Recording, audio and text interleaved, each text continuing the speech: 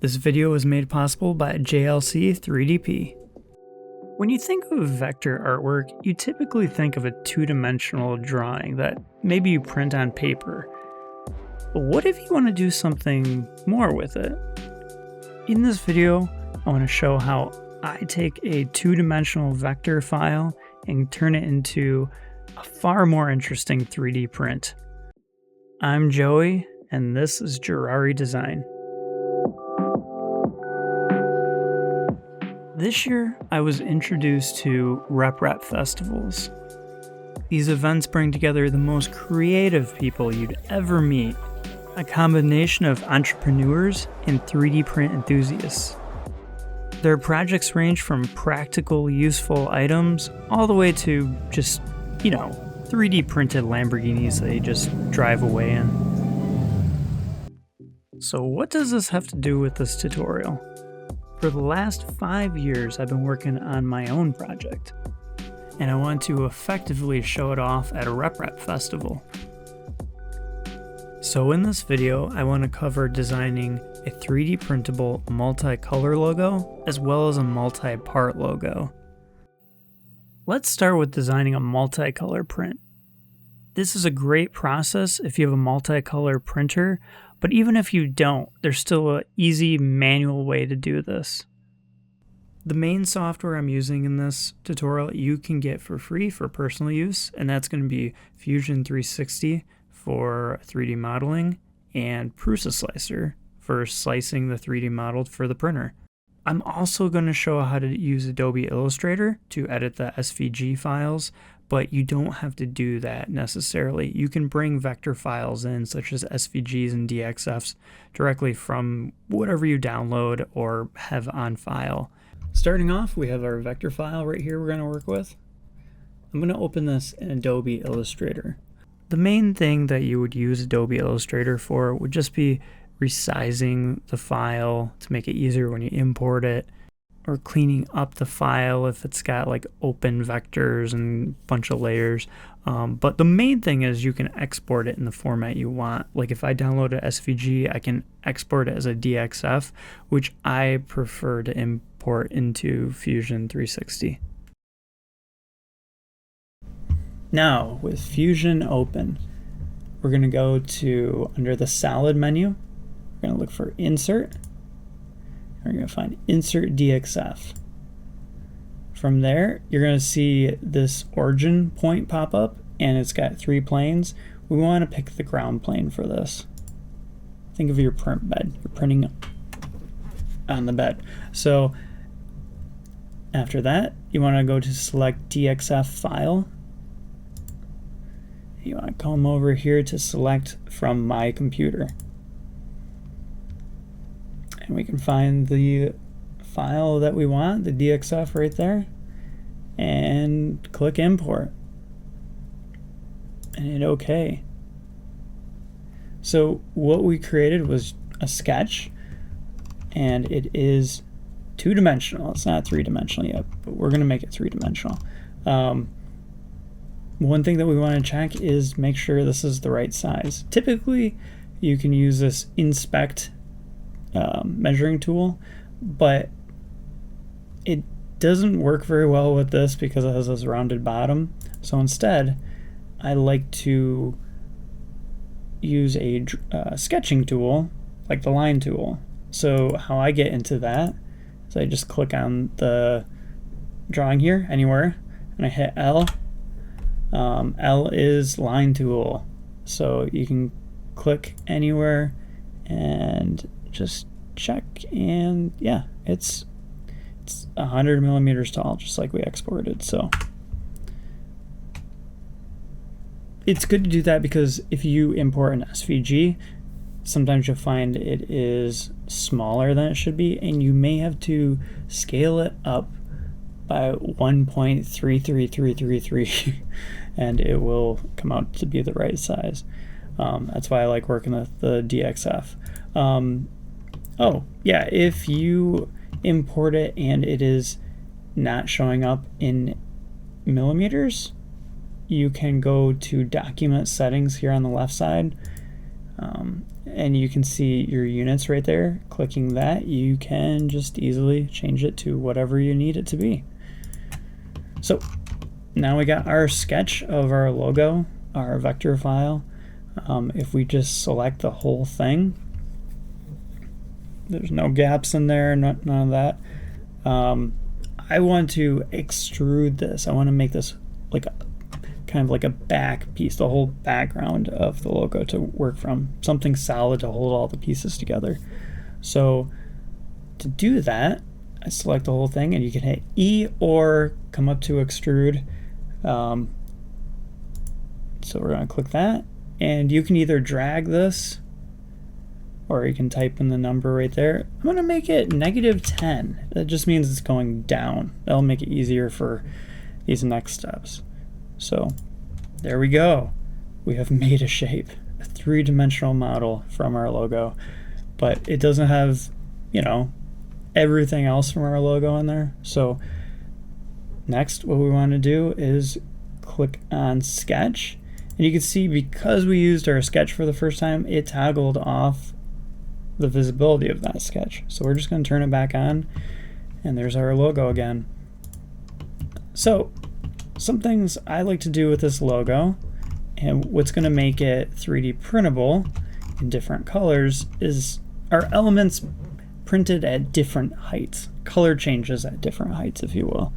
So to do that, let's take maybe that face, and we can go down, let's see, -1.5. That pushed it down into the surface, and then this part, let's just -3, and this logo, why don't we bring it up 2? You notice as well, like there is a menu, your extrude menu over here. Maybe when you extrude these, you don't want it to be connected to the body. It could be easier to color this as separate pieces.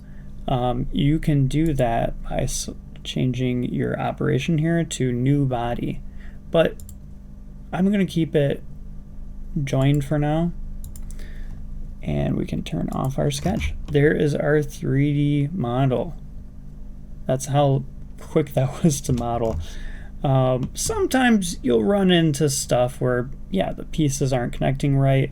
You can just zoom in, use a line tool to, you know, connect the nodes, and you can then you'll know when it's connected because the face will be selectable. Now, if you wanted to go back and, hey, maybe I wanted this to be a different height, you know, you can go in and find that. Actually, selecting it, you can see it's highlighted right here. You can go in and you can tell it, no, I want that -1. And it'll change it. I'm going to go back to -1.5 though. So now with your 3D model, the next step is, well, printing it. So let's get it into a slicer. To do that, you want to jump up here to Utilities. You want to go to Make. And we can select our file here. So you can export this directly to your 3D printer utility, whether it's Bamboo Labs or PrusaSlicer. I'm going to turn that off for now, and we are going to export an STL. And you can pick that location right on your computer, and we're going to call this one STL. And this is the Gerari J logo. Save. So in our folder here, we can navigate to what looks like our 3D model we just exported. Let's open that in PrusaSlicer. And it is not going to print that way. So first thing, let's make sure we have the right printer selected. Actually, this one looks pretty good. We're gonna click on this 3D model, click the place on plate, and it is orientated the way we would like. Now, this is not a multicolor 3D printer, but what we can do is slice it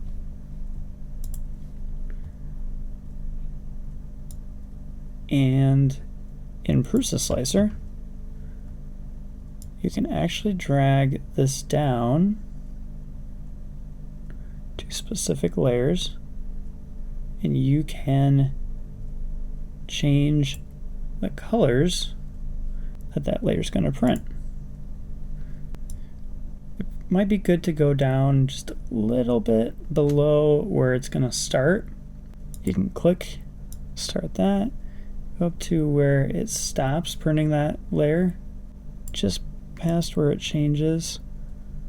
We're going to drag it up to where it's starting another color on this top piece. And we click to change it again. Let that print a few times. Click again. Now we're gonna let the surface finish. And why not right there? Start another color. Now, if we print this, we now can do different colors for the layers. It'll have manual color changes a few times, which is not as bad as it sounds, especially if you only need one logo. If you're doing a whole bunch, if you can fit them on your bed, that'll be fine, but otherwise, yeah, it can be kind of a pain. Your other option is if you have a multicolor printer, such as this, you can set your colors you want the print to be. My logo colors are going to be a dark gray, an orange, white, and a blue.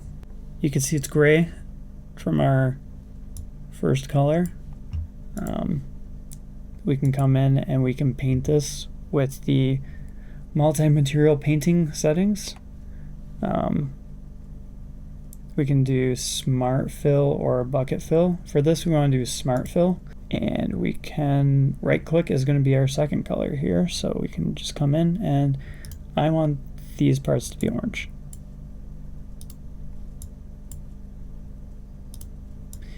And then we can come in and tell it, hey, I want extruder 4, left click. And then last but not least, I want white. And you can also, in this case, select the sides if you want.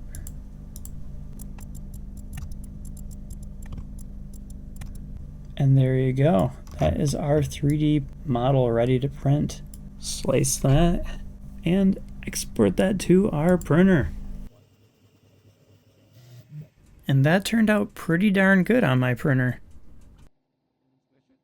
But what if you don't have a 3D printer, but you still want to do something cool with your logo?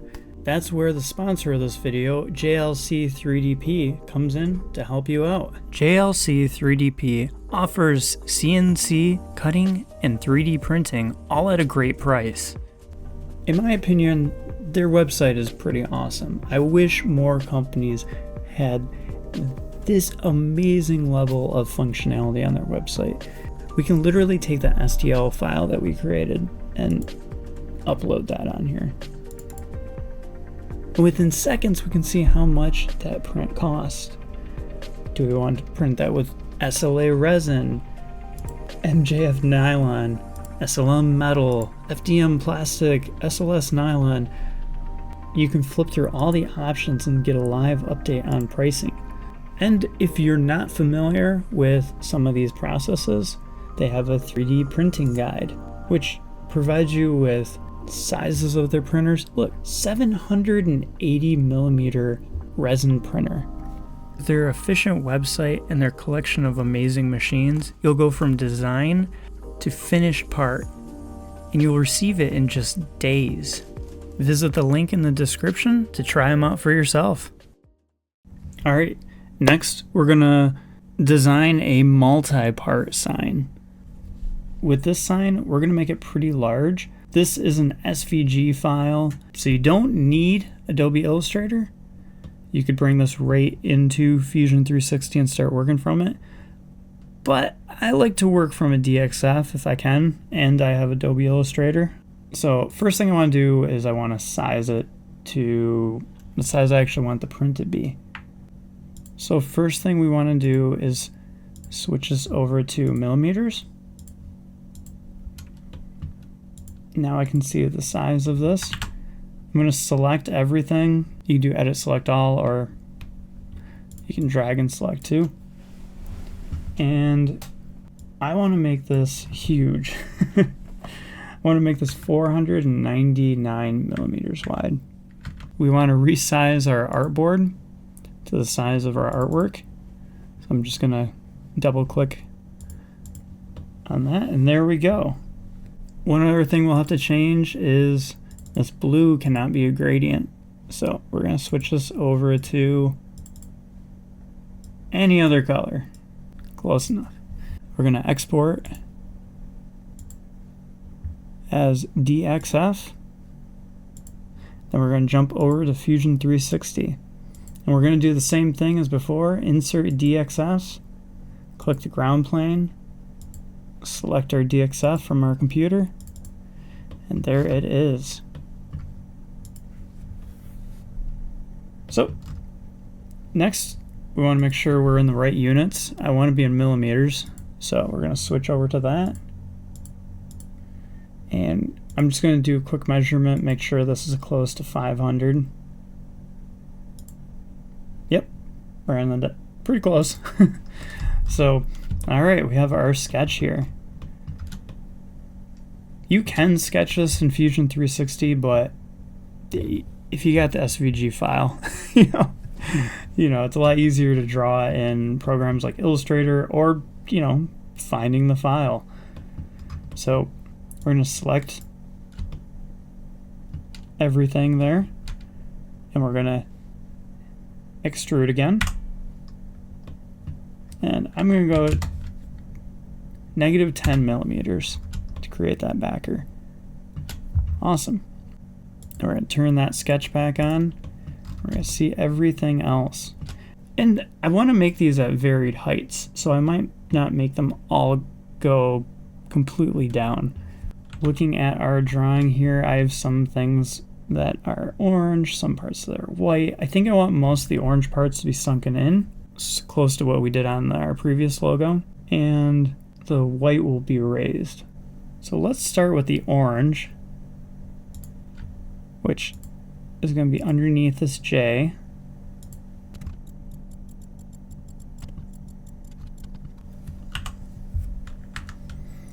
And maybe we only go down, I'll go down 4.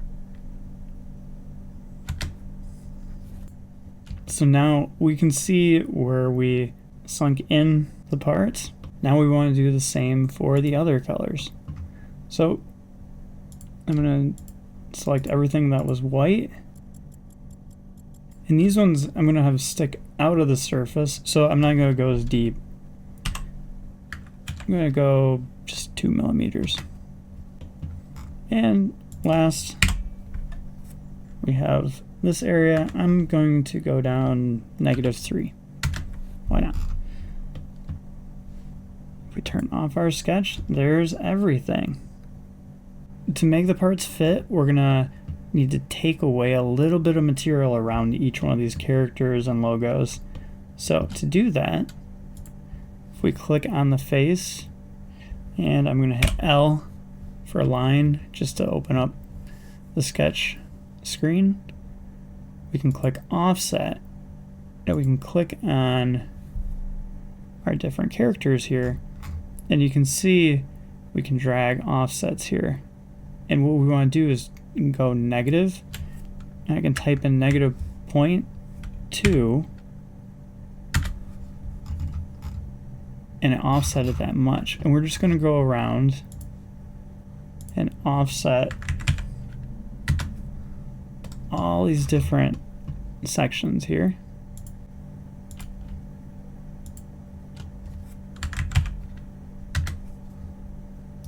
If you right click on a blank area, you can repeat offset.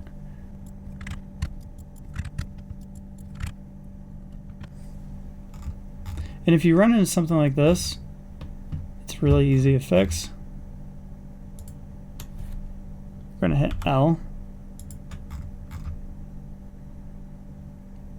And we're going to actually draw another line. In this case, it's locking in to be parallel with this line. And we can just click right there. And remove that line.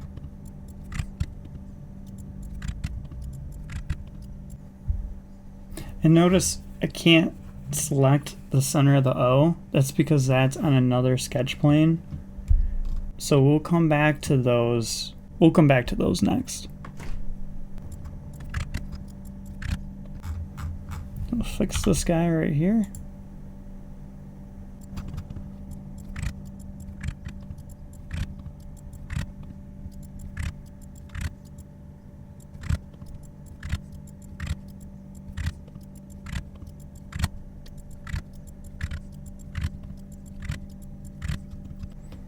All right, and let's go back to those islands that were floating around. And to fix those, we're going to do something called project. So we're going to project. I'm going to click on all those islands. And that looks like all of them. And all that did was it brought those shapes to our sketch with all these other offset faces. And we're going to finish by offsetting those.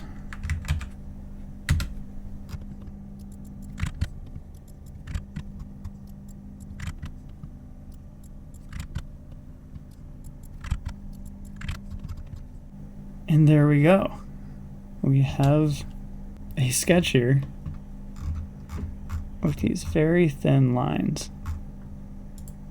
And now what we can do with those is if we select that thin line, we hit E to extrude, and we can go the negative distance that we did before, and that just took away that extra material. Because each of them vary in depth, we're going to select items of the same color. So for like this guy,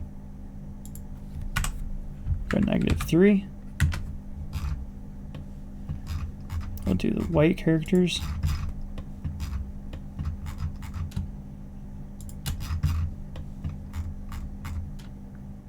You can see here's where that glitch was. It's easy to get past that.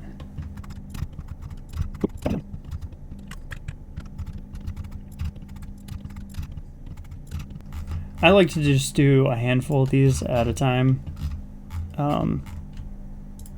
Don't do a whole paragraph because you're going to goof up and it's just going to take longer.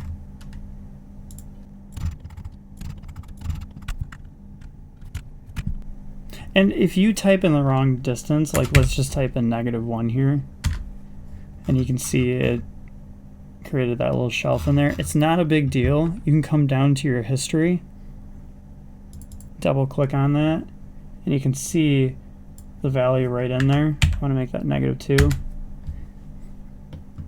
and it fixed it.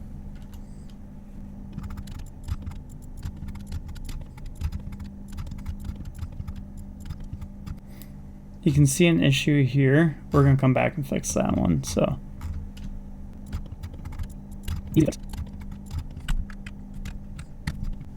okay, and to fix these guys, we're just going to click on the face again. We're going to hit L. And if we zoom in, same thing as those other.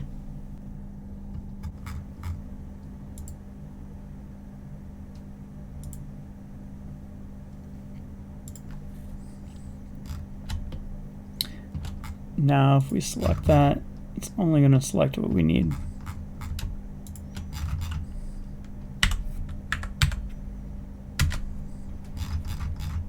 All right, we have our back piece. Now let's make our characters. So we're going to turn our original sketch on here.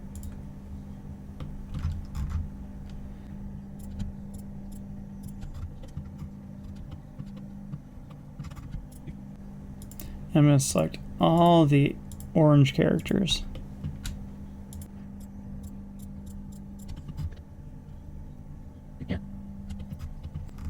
And I'm going to have those sink below the surface. And we made it 4 millimeters deep, but since I want them to be set below the surface, I'm going to make them 2 millimeters. So I'm going to type in -2, and there they are. And what that did, that created a whole bunch of bodies. So what I like to do when you have a lot of parts is create an assembly. So you go new component, and we can say orange characters. And here's all these bodies it created. If I hold down Shift, I can select all those parts. And while we're at it, we should name, this is our background. And maybe anything special. If we click on this is our J background, just something to help identify. And you can rearrange these too if that helps sometimes. Now when you have these selectors selected, that just means you're in that component view. It makes all other items transparent. So it's kind of nice because now we can see those parts that we made and they are flush with the surface of this back piece. So what I want to do, I want to move these parts down. So I'm going to select the first one and hold Shift and select the last one. I'm going to hit M. And I'm going to move this down -2.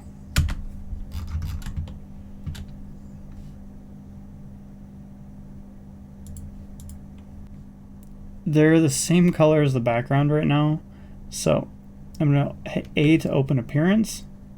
I'm going to take a color. I'm going to drag that onto this component for the orange characters, and now you can see them. And they are 2 millimeters below the surface. Next, we'll do the white characters. So we can turn off the orange characters. And this time, I'm going to make a new component first. I'm going to name it white characters. And these sit 2 millimeters below the surface, but I actually want them to stick out of the surface. So I'm going to select all of them.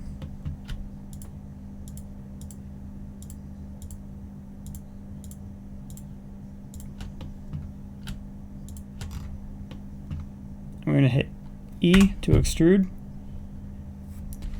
and I'm going to make them 4 millimeters tall. And I'm not going to make it negative. This will make them raised up.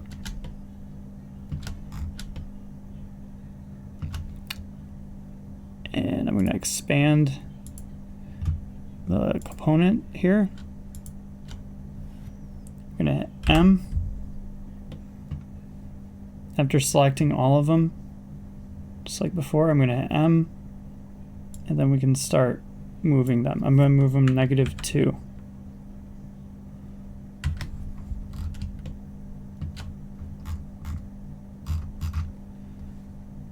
If we click up here, We can see they're the same color as everything else. I'm going to toggle off that sketch so we can see it better. And what we can do is duplicate this.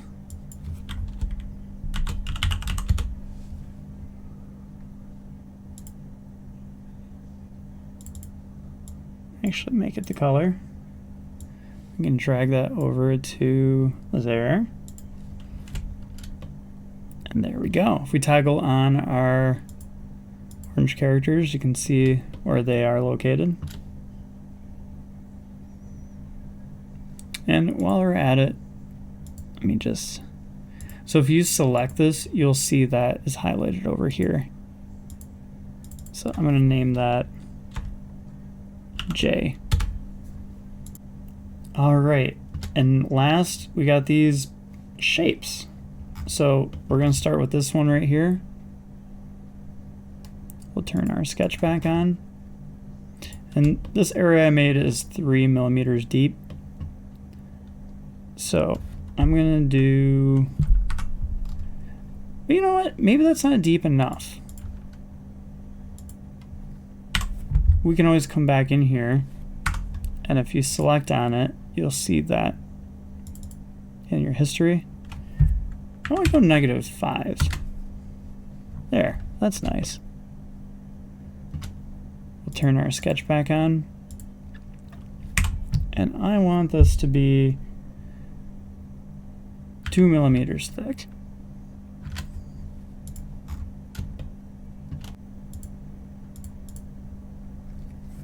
I'll name this blue.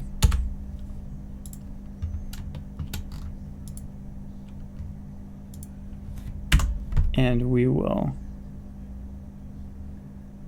make that go -5. Make another color. Blue.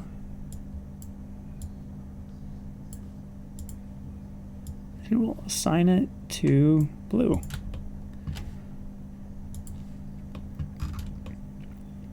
Now, I could do something a little more interesting than that, because in my actual logo there's a gradient here. So what we can do, we'll turn off the sketch. We'll click on the face of that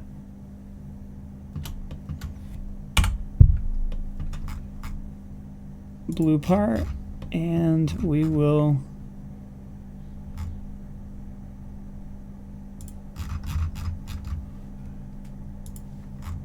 make another part here.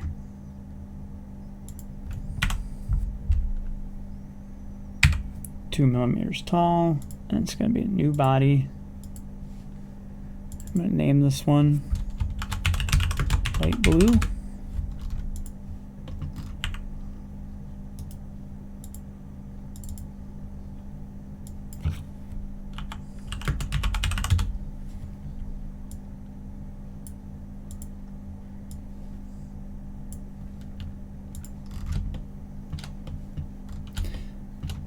And then last we have our little part here. So I'm going to extrude this one, and I want it to stick slightly out of the face, not too far, but we know it's 4 millimeters deep, so I'll make this 6 millimeters tall.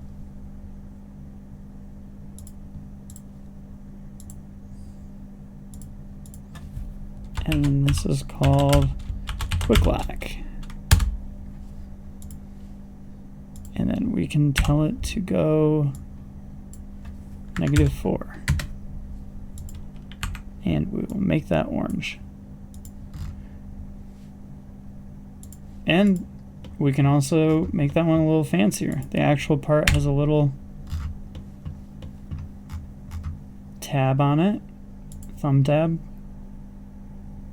So I will just get it close. Drawing a rectangle on there.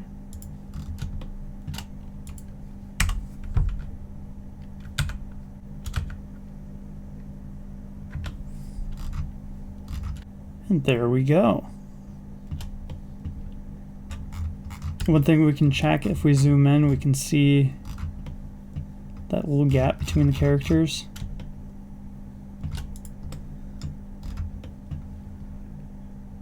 We turn off the background and see all the pieces, how they fit together. And now I can print this. And this is where this project gets interesting. I knew that I wouldn't be able to fit this on any of my printers, so this is what I sent off to JLC 3DP to be printed on a large resin printer. And what I got back was a very large, very awesome resin print.